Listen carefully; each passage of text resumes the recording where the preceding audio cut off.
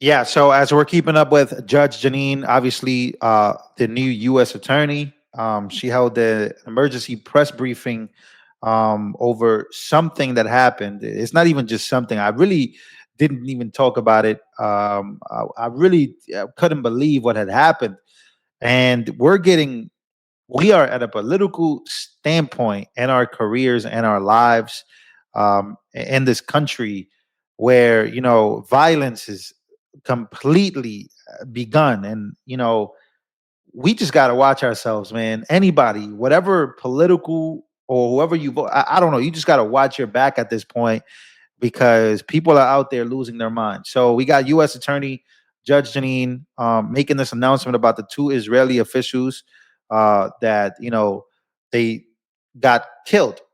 Obviously, they were Israeli embassy staff. They could face the death penalty here. Suspect charged with murdering.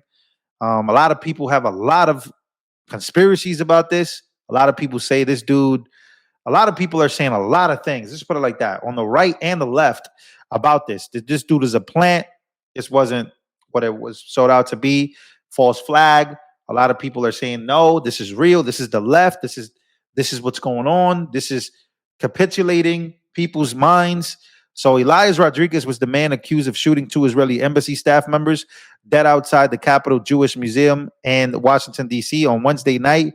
They could face the death penalty if found guilty. So during a press conference, the interim U.S. attorney for the District of Columbia, Judge Jeanine, said Rodriguez, of 31 years old, is accused of two charges of first-degree murder, other crimes involving firearms, and federal capital offense of murdering foreign officials. If convicted, which most likely he will, ladies and gentlemen, because once again, this thing is getting pretty crazy. Politics is just becoming a wildly violent thing now, and this is all again coming from the left. Um, if convicted of either of those two offenses, he could face the death penalty. A first degree murder conviction carries a minimum penalty of 30 years in prison and a maximum term of life in prison under DC law. Rodriguez will be detained without bond pending trial after he forfeited his right to detention hearing. On June 18th, he was told to return to court for a preliminary hearing. So again, Washington Post reporter Keith Alexander asked Pirro, Judge Jeanine, at the press conference, I'm sorry, Keith Alexander, and I quote, Washington Post, what are you thinking of the death penalty? Can you talk a little bit about that? And also the night of May 20th, any idea where he stayed at all? Judge Jeanine says, I think that we have an idea of that. But let me just say that, the president and the attorney general have both indicated that, in cases where the death penalty is warranted, it seems appropriate. We will use it. It's far too early to say whether that is the case, but this is a death penalty eligible case. The death penalty is what Judge Jeanine is basically talking about here. She also says two families are now left to grieve for dreams that will never, ever be realized. And as I speak right now, there is an individual who is being presented in court and charged with various crimes. 31-year-old Elias Rodriguez of Chicago, Illinois, is now charged with by complaint after his initial appearance before U.S. Magistrate Judge Matthew Sharp, Pirro said. So again, we got the death penalty coming out. Judge Jeanine holding and basically indicating that that's probably going to be the case, the death penalty for something like this. But what is happening? What has caused this? Many people have said many different things about this.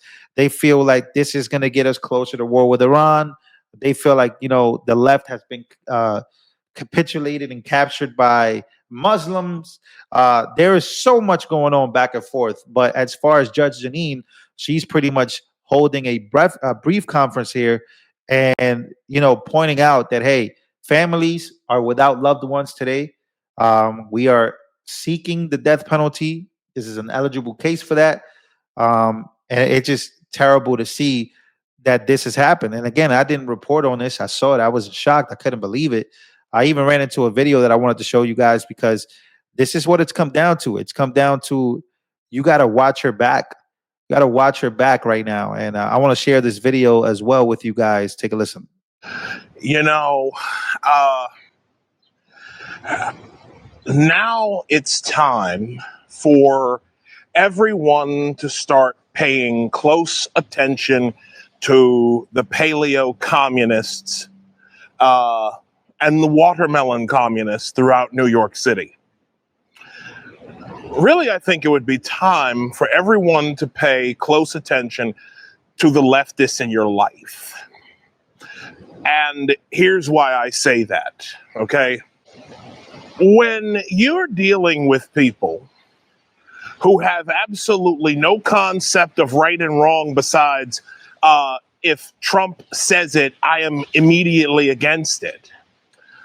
When the leftists in your life took the lives of 2 Jewish people in Washington, D.C. last night.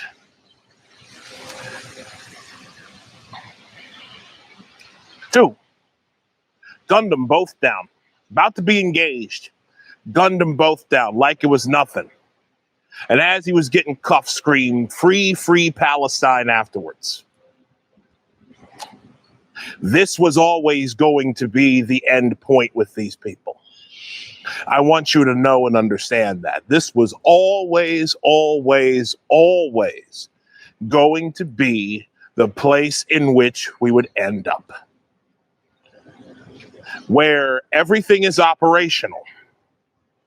Everything is operational. Language is operational. Bloodshed is operational. Whatever these people can use to solidify their revolution, whatever methods these people can use to make sure that communism is alive and well in the United States, they're going to use it. And so this is why I say that people need to be very, very careful about who you have in your lives right now. And I didn't think I'd say this, but there are some really, and I mean really, dysregulated motherfuckers who walking around out here who might even try to hurt you. I want you to understand that this guy was walking around looking for Jews to kill. He didn't care. He wasn't looking for anybody in particular. He pulled out a gun and shot into a crowd and then shouted, "Free, free Palestine," afterward. Yeah. So if you, like me, have sympathy for the Palestinian kids and, what's going on over there with the hunger, hunger strikes from Israel, and you don't agree with how it's being handled, this kills the case to make.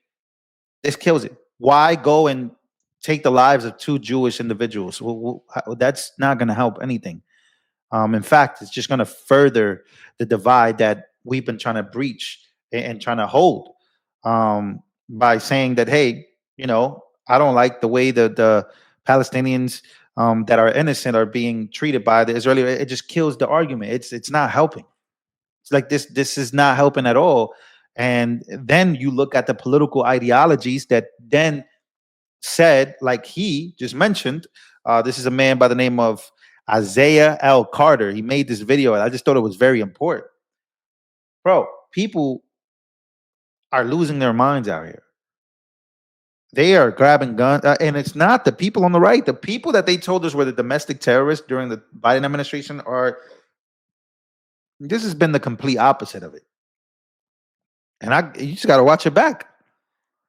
You may say you like Trump. You may find things that you may even agree with some people on the left, but they don't care about that. You like Trump, or you're a capitalist, or you have this type of ideology where you just don't agree with them on these things, they will lose their minds and they will go after you. And at this point, you want to care for the Palestinian children. You want to care as a Christian. You want to care for humanity. But man, what the hell is going on? I don't know. It's getting to the point. So again, going back to Judge Jeanine making the announcement that the death penalty is being looked at. Is that even enough? it's a weird time in United States history and in politics at this point.